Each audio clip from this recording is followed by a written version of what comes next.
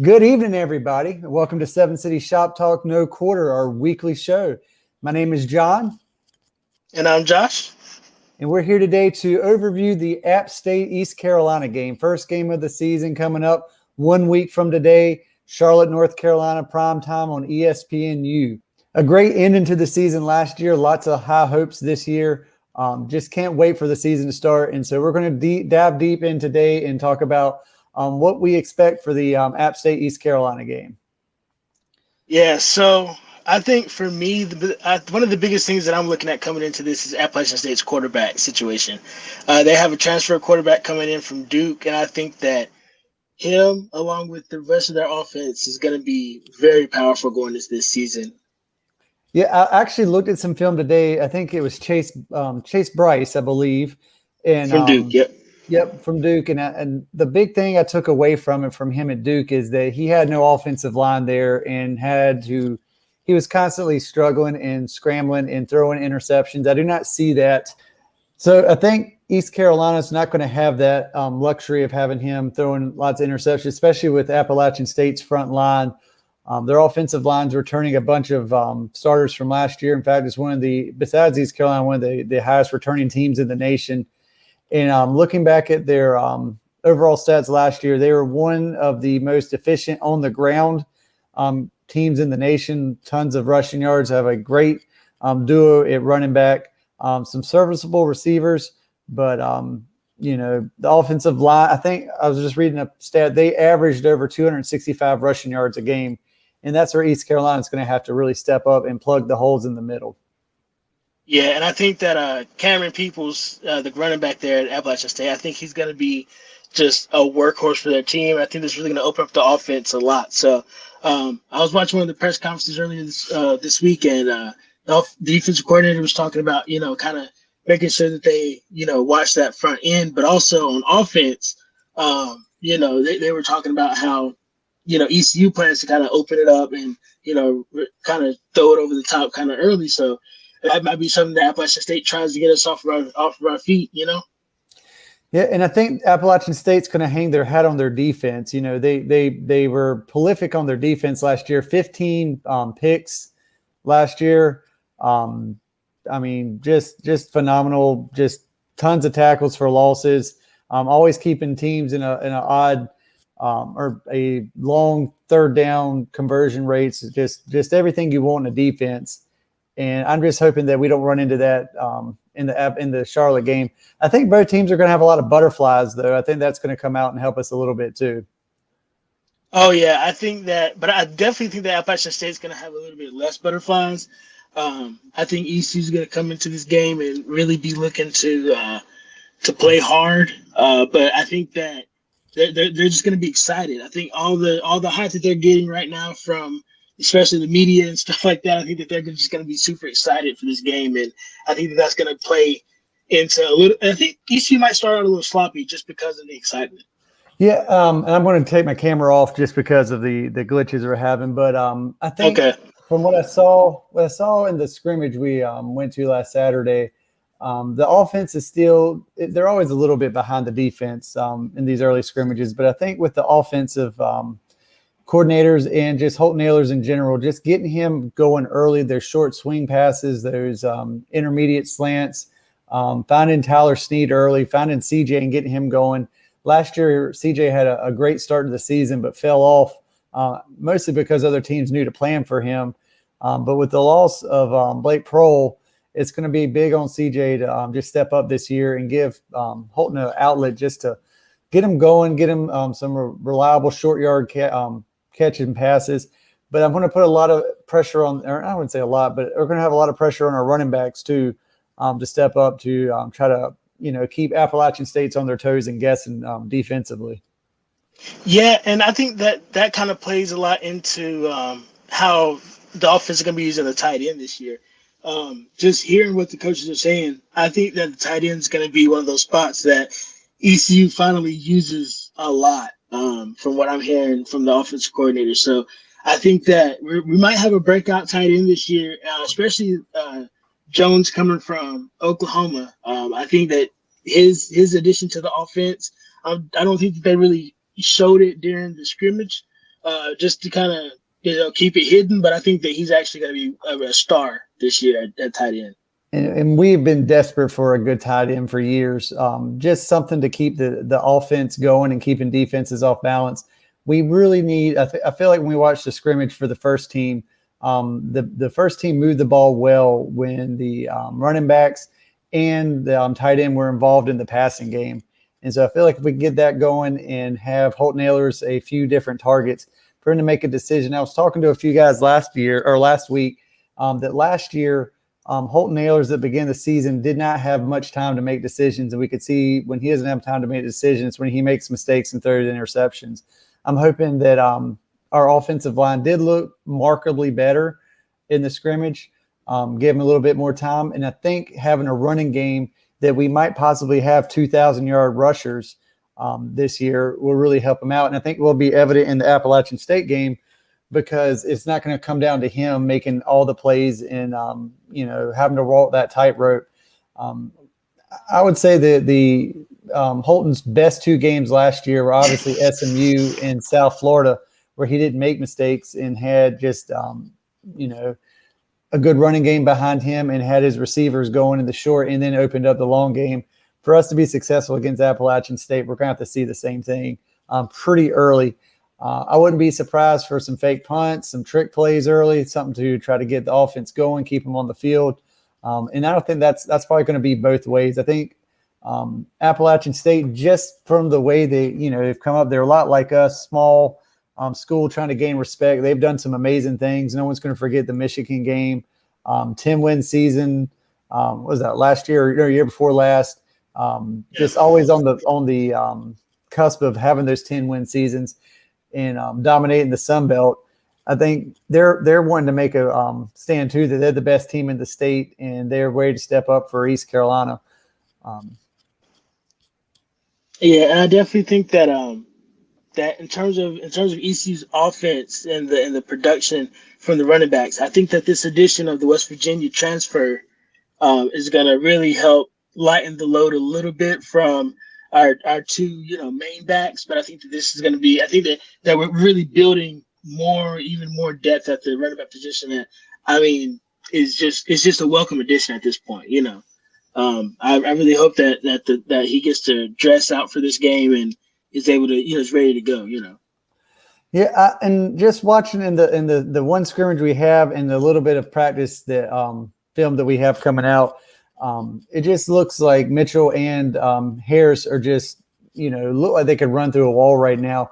And it always makes me a little nervous. Is that just because we're seeing them against the second team defense sometimes? Is that because the practice is set up differently? But what I saw last year, especially near the end of the season when Mitchell had to take more snaps, is that the offensive line seems to really rally around those guys. When they have big games, they seem to play up too and give them the holes and the blocks they need to get through. And that's going to be big for East Carolina. Can their offensive line stack up against Appalachian State defensive core? Yeah, and I think that's one thing that we can really think about when we look about how 2020, how the end of 2020 kind of, might show us for this year. So, John, I just quick question for you. I mean, how do you think the end of 2020, plays into our 2021 hopes? So sitting there in the press box last year, going to the SMU game, we were having a big old time, saying our goodbyes and everything, the kickoff start. And it was like a different team came out of the, I call it air quote tunnel. They didn't have the power. They seemed hungry. They came out with a lot more just gumption. And just from the opening kickoff in the first half, you could just tell the offense especially was at a different level. The defense really stepped up. Could they sustain it the whole game? No. We saw in the second half they gave up some points, but at that point the game was well in hand, so I didn't really worry about it. But that gave the fan base huge hopes for this year. If we can do it against SMU, we can do it against anybody. And I kind of fall into that too as a fan, saying, man, this is going to be your year. We saw how it ended last year, but so many things have to fall your way at the beginning of the season. And I feel like if we could get if we have that same kind of start, get 21 points on our first three drives, then we're going to be in the driver's seat and be totally fine. And, it's going to knock App State back on their heels a little bit. But if we come out like most other games, especially at the beginning of the season, and be timid on offense, 3 and outs for the first couple of drives, it's going to be hard to overcome. Not saying it's not overcomable, but I'm really hoping to see the offense come out and ready to make a mark on this season. I like what the coach was saying. I was reading the notes from him today that the defense, this is off key a little bit, the defense was playing piss poor because they were reading what everyone's saying about them. But I think the defense knows that they have to step up and they're playing hard. And so they're getting a little bit of recognition too. And I think that's going to put a chip on the offense of, hey, the defensive side of the ball is making these strides. We could see that in the SMU game. We had, fumbles, picks, stripping the ball away, hitting, bodies flying everywhere. I think they're going to carry that into it. And I think that push from the defense is going to push the offense a little bit too. Oh, yeah. Oh, yeah. So I didn't even ask you, were you able to go to that game last year, or were you watching on TV? I was watching on TV. I wasn't able to go to any of the games last year. Yeah, that was tough with the crowd. But I watched the game probably, 2 weeks ago. I watched it in its entirety, snap for snap, again, because it's so different watching from the press box than watching on TV. And it really just reiterated the crowd was into it, the few thousand fans that were there. The players are feeding off that little bit of hype. I'm just hoping that excitement can carry over into Charlotte. And I know we've sold through our allotment of tickets quickly, but App State sees this as a home game. They see they're going to come out and have the crowd on their side. But I think just like our glory days at NC State, there's going to be a lot more purple and gold in the stands than they're expecting. And I hope the crowd will just be loud and behind them from the beginning. If something goes wrong, not to just give up, but just to stay on them. But I was listening to the coach, and I cannot remember his name, but the coach for LSU, and it was interesting because he said he wants his fans to come this year not to be entertained or taking a football game, but to help them win this year. And I thought that's a good mantra for our fans this year, starting in Charlotte. If they can come to the crowd, and I know it's been seems like years now that we hadn't had a bowl game, but if we could just get in the crowds in the stands to be behind this team from the first snap in Charlotte and then carry it over back to Dowling-Ficklin Stadium, I think that's going to have a huge impact on this team in Charlotte. Oh yeah, I definitely think that this year, if I know that at least the South Carolina game is virtually sold out, but if we can keep up large crowds at home, and Pirates usually travel pretty well within the conference, but if we can start out here at Charlotte and really just really get behind the team and show them that we support them, I think that'll go miles and miles further this season, with especially how hungry the defense is, how ready the offense is to be even more productive than they have been. I think that if they can see that the fans are behind them from the very beginning, I really think sky's basically the limit for this team. I think that Appalachian State, technically, this is a home game for them in the contract. So I think that I read one article where they're basically saying how App State's treating this as if it's almost like a homecoming, but just in a different city. And I don't think the ECU fans have really been thinking about it that way, but I think that neutral site games, especially one like this where it's an in-state team that we haven't played in a few years, I think that that's a good mindset to have as a fan base, is turn Charlotte into a home game, basically. And I think that's kind of really along the lines of what you were saying, which is if the fans this year can get behind the team in Charlotte, come back against South Carolina, get behind the team, help us win that game, sky's the limit for this team, with that kind of confidence through the first 2 weeks.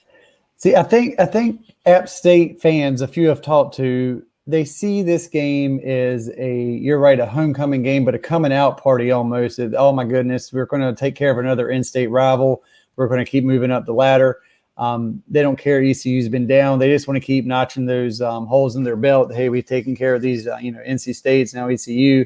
We're dominating our conference. We're the team to beat in North Carolina.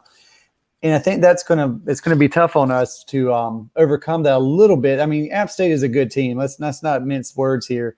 They didn't have success the last couple of years by a fluke. They work hard. They're a blue collar kind of team. They're the kind of team I wish ECU was get back more to with that hard nose running. But it's not a team that is unstoppable for East Carolina. And I think you'll see that in Charlotte on Thursday, that I think this is not a must win for East Carolina, but I feel like we have to show up. We have to play 4 quarters. We can't get blown out, or it's going to be a tough time for this team coming back to Greenville. Oh yeah, I really hope that this team, especially after this game, if it is a loss, to not go into South Carolina with a loss on their mind. I think South Carolina. This is kind of looking ahead, but I think South Carolina honestly is a team that's wounded just enough for us to take care of, just like App State. So it's just one of those things where it can either go really great based on team confidence, or it can really just, go to the side. Yeah, I 100% agree. But I don't want to have flashbacks of that South Carolina game in South Carolina a couple of years ago where we just could not put it away. We were right there with them, and just mistake after mistake. And I think this is still a young team. East Carolina is still a young team, and mistakes are going to happen. It's just how are we going to get over it? I say we're a young team, but we have a lot of returning talent, but we're still a young team. And that's really evident in media day. I felt like I was talking to kids, and I know they're young adults, but it does blow my mind how young they really are, but how much they've grown since last year already. So I'm excited for them. Oh, yeah. I mean, media day, we had, I would say, probably out of the 12, we probably had, 12 to 15, guys out there that were student athletes. And I think probably, I'm going to say half of them, 6 of them were second year in the program, sophomore, So yeah. I think that most of our production offensively and defensively is going to be coming from some younger players. I think that, just anything that happens this year is going to be just another notch on that SMU game, for the future going forward. Yeah, to build up, and I know we're getting back to our question earlier, but to build off the SMU game is critical. We cannot let that momentum go by. That was a game that I will remember forever, just for being one of the few fans in the building. But it's one of those games that we're going to look back and say, was that the turning point? Is this where East Carolina turned it around and got back to the glory days? And so I'm really hoping that's the case. And I'm excited for this game in Charlotte. I think this is a good measuring stick. Once again, I don't think it's a must win. I don't think if ECU comes out there with a loss, that it's a lost season and everything's just down the tubes. But at the same time, it's a good measuring stick. I'd like to see where we measure up against a team that has success and has been to several bowls in a row. I really think we could shock some people and pull it out, but it's going to be a hard-fought game. Yeah, I definitely think it's going to be a pretty hard-fought game. So I just hope that the fans and the team are ready and that we can just, take care of business. Let's talk about some players to watch in the game. If you are just a casual fan, who are the players you're looking to see on App State? On App State, I'm looking at Cameron Peoples. He's just the running back and the quarterback. Cameron Peoples and Chase Bryce, I think, are the two biggest players to watch. I think that on defense, there's such a team defense that it's not really – I'm not willing to say one person. I'm just not. I think that there's such a team defense. Just a few games to watch at App State. Trey Cobb, man, that kid, I think he's Trey Cobb Jr., but that kid is ridiculous. Just a powerhouse out on their defensive side. Someone you're got the plan for. A little bit lost because of his size, but when he came on strong last year, he was playing behind Jackson for a little bit, but now he's going to be starting. That's the one I'm really interested to see. I'm a defensive guy. I like watching defenses play. I'm definitely an offensive guy. I don't know if you have been able to watch him, but have you seen any of their wide receivers? Because I think that's going to – if I'm App State, I might try to get into the air game a little bit more because ECU is going to know from the film that they can run the ball. No one in that stadium is going to be surprised that App State's going to run the ball. I'm assuming they might try to throw a wrinkle in there, especially with the new quarterback airing it out. Malik Williams had a good year last year. I guess I can't remember the other kid's name. It was Thomas, but Henning or Hagen or something.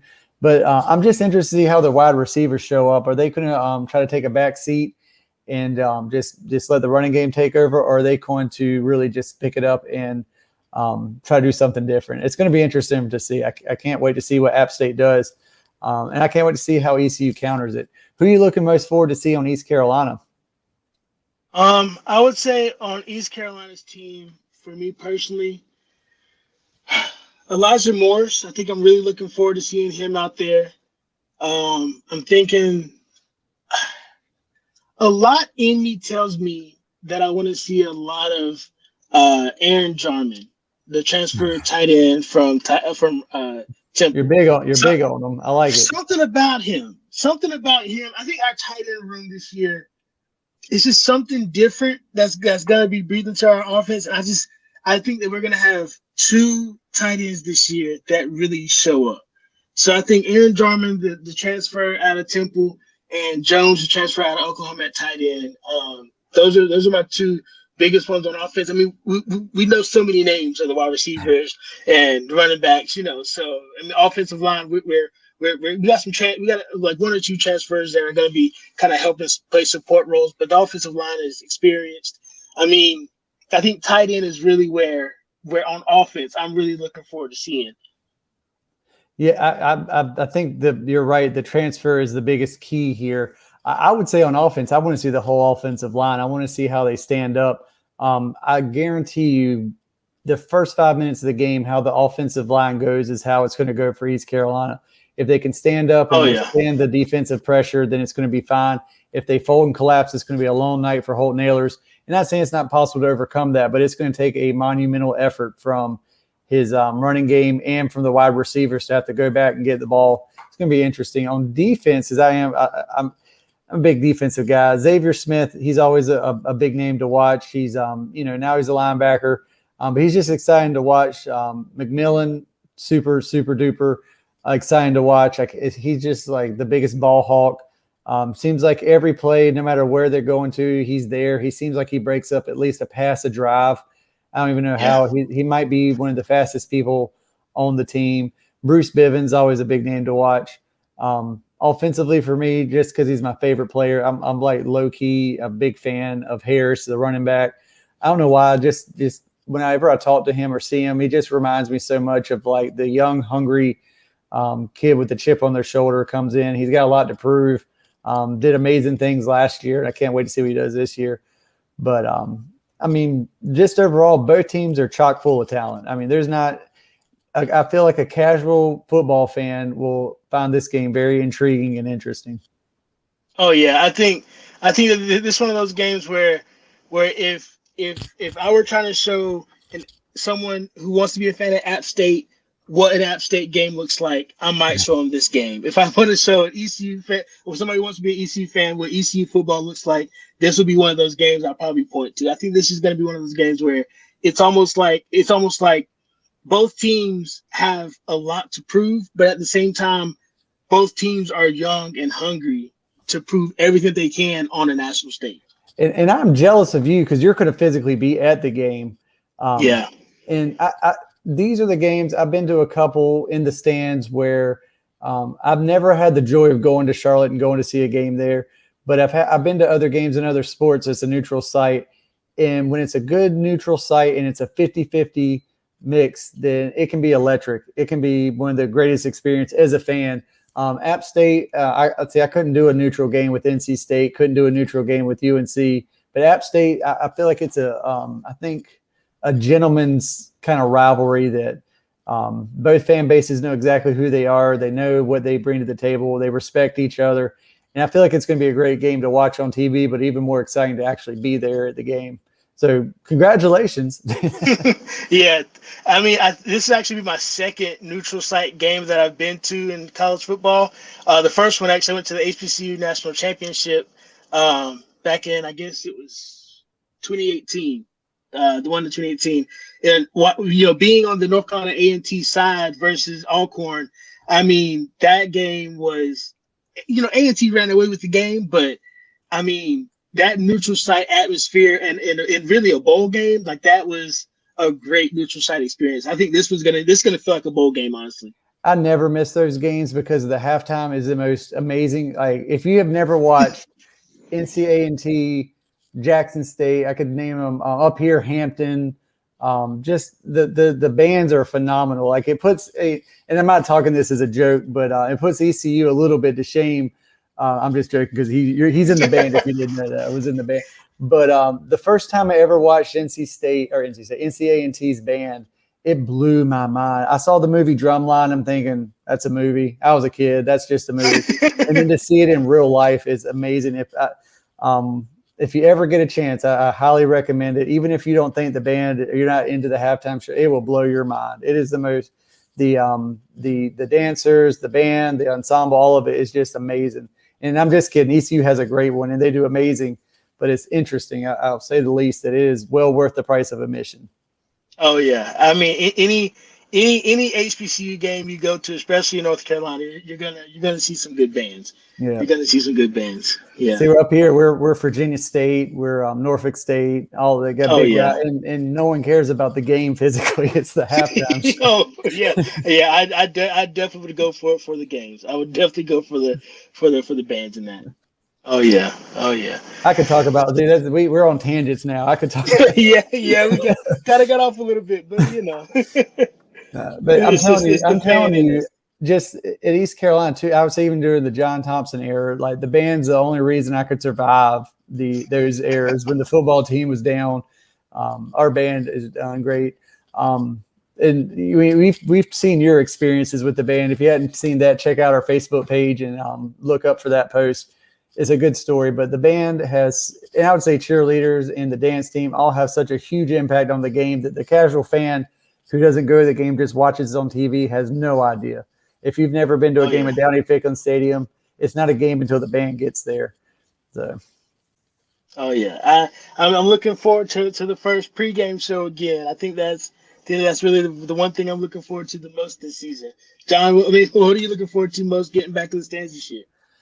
People being there. I'm telling you, that first game against UCF last year, and I come to the stadium and the media, they parted the baseball field and they gave me a number. They said, you're in, I can't remember a number, like 133.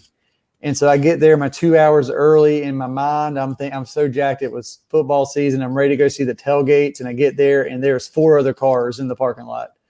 And I'm like, oh, I'm here really early. And I realized it's because there's no one there. They had the 300 just for the parents, and they were sitting under me where we couldn't see it. And it was such a weird experience. And I'd say weird in a bad way. There's no life. There would be a huge hit, and it's just there it is. It's just like playing a video game with the mute on. There's no emotion to it. That's what I'm looking more forward to, is the fans in the stand, but more importantly, tailgating. I'm really hoping that everything pans out with this pandemic and that we can have 100% capacity and full tailgating, but we'll just see how that goes. Yeah, I think for me, back in the stands, I think honestly, this will actually be my first year as just a fan. I mean, I spent all of high school in band. Little backstory for me and Coach Houston were both at the Lenore Ryan games in 2013, when he was taking them to a national championship. But I've only been to football games in the band outside of that one North Carolina A&T game where I went as a fan, a neutral site. But this has been my first time watching ECU just separated from having to perform or having to provide for the band. So I think for me, it's just going to be just being a fan for the first time. It's a trip. I mean, that's why as a kid and going with my parents, and when as I got older going, you don't realize as a fan how much goes into it. So I guarantee you that when you're sitting in there, you're going to be looking over at the band, watching what's going on, seeing all the ins and outs of it. And you're going to say you're just a fan, but I guarantee something's going to catch your eye, and you're going to be, man, I missed that. Oh yeah. I know for sure. Some of our chants, I'm definitely going to miss, being all out with the chants, because I'm sure the fans don't really know what we're saying, but The best one though that I didn't even think about until is just living on a prayer with actual fans there, not the piped in. Oh, yeah. I was watching it on TV. I was in that weird time period where I wasn't going to many games, but just watching them on TV. when they started that back up, and it doesn't really do well on TV. It doesn't really carry over. When you're there, it's I get into it. I can't even sing, but I'm ready for that. And they did it last year with the piped in from years ago, but I'm ready for that. I'm ready for the fans to do that. Oh yeah, and I'm definitely also really looking forward to no quarter. I think, okay, so if the game in Charlotte is an App State home game, do you think that they would still do us a no quarter, still do us some version? But I hope everyone brings their flags and just does it. I call it the basketball approach. At the basketball games, you just bring your own flag and everyone just holds them up. And I'm hoping that's going to be the case. But I'm excited. I'm hoping that someone will sneak it up the flagpole. I probably shouldn't talk about it, but last year the UCF game, somebody I know who it was. I'm not going to drop them because I got in trouble a little bit for it. Ran the UCF flag up the flagpole upside down for a minute, and I'm hoping someone in the Charlotte, if you're listening, Bank of America employee, if you can just slip up that no quarter flag at the start of the fourth quarter, and maybe no one will notice it for a minute, and you can run away. But I'm hoping we can do something, but we'll see. We'll see. Oh yeah, I think it'd be nice to kind of put a little red tint on the fans for a couple of seconds. I'm hoping in the purple and gold chain, I'm hoping it's going to be strong after that fourth quarter purple and gold when we're up by 21. But we'll see. That's what I'm hoping. Let's go ahead and get to the predictions for the game. I've written down my prediction so that you can't say that I cheated, but I want to hear yours first so I can get reaction from it. All right, so I'm going to be honest with you, okay? My game prediction for this ECU versus Appalachian State opener, with a little background of ECU right now being a 10-point underdog. Mm-hmm. I've got ECU winning by like 3-5, just like 3-5. And right now, with us not really having our place kickers settled, I think that one field goal is what's going to really, ignite the team for this season. But I really do think it's going to be a really close game, but I do think ECU pulls it off by between 3 to 5 points. Or you're willing to put a score on it? Willing to put a score on it. Because we're going to revisit this because I'm telling you right now, I'm terrible. If anyone that knows me from Twitter, I'm terrible and I own it. I do not put money on any game because it's just throwing it away. So if I'm going to put a score on it, I'm going to say 35-32. Okay. Or /30. I think App State gets to about 32, so I say 38-32 or 35-32, somewhere in that range. I'm gonna hold you to it. We're gonna come back and revisit this. I wrote it down on my phone so you couldn't say I was a liar. I did ECU 31-28. Okay. I'm at the kiss of death. I usually can pick the winner about 50% of the time, but I'm never close on the score. So if you want to use me as betting material, don't bet that score. I've never gotten the score right. I don't know if you know the Pirate Radio contest where they used to have the predict the score. Right. You remember that? I remember it was a joke one year. I picked us to beat State. I can't remember. I guessed the score perfectly. And I thought I was like, and it was the first time I've really predicted a score. And I was like, oh, I'm great at this. I'm going to do it all the time. And I've never been close since. Just one and done. Yeah, I've never really tried to do score. I normally try to just pick a team and usually buy a margin. I try to go margins. Margin of victory, I'm pretty good on. I'm just not happy. I'm not excited about being a 10-point dog at a neutral site. But I think the odds makers have to look at ECU's total, just whole portfolio from last year, from game 1 to game 9, and that's so I understand it. But I think we're going to surprise people. I hope we surprise people. Oh yeah, definitely. I definitely think we can surprise them. We'll come back to those scores and look at them after the game or when we preview our next game, and we'll see how well or not we did. We'll keep a running tally who's closer. So we both got ECU. I said by 3, 31-28. You said 3 to 5. I'll give you 35, 32. Yeah, 35, 32, 38, 32. Yeah. So we'll see who does better. Someone's going to be watching this and thinking, "Oh man, what are these idiots doing?" But never hurts to. It never hurts to take a shot at it. Well, I'm trying, and I've had many people tell me, "Don't be a homer, don't do this." But I truly feel ECU can win this game neutrally. If we were at Boone, I probably would take App State, honestly, 31-28. But I think the neutral site's going to. If we were back in Greenville, I think I'd take us probably.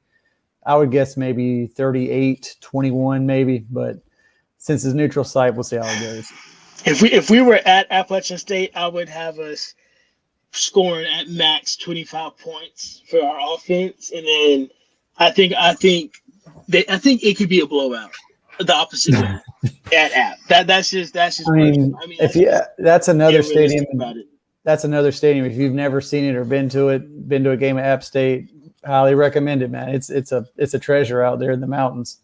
Yeah, I've seen the stadium, just never been able to go up to a game up there, but.